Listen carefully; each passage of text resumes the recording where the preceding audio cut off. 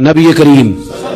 صلی اللہ تعالی علیہ وسلم نے ارشاد فرمایا 3 لوگ ہیں جنہیں دیکھ کے رب مسکراتا ہے۔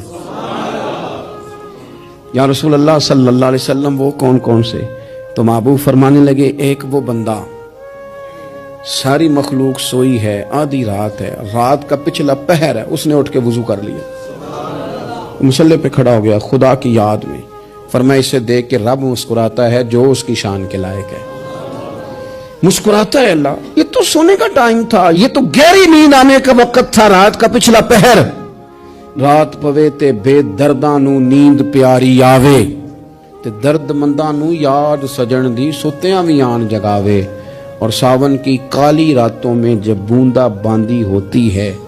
وہ راتوں کو اٹھ اٹھ روتے ہیں جب خلقت ساری سوتی ہے، اللہ مسکراتا ہے۔ اور سننا میرے بھائی، میرے نبی پاک صلی اللہ تعالی علیہ وسلم فرماتے ہیں جب مسلمان نماز کے لیے صفیں بناتے ہیں نا،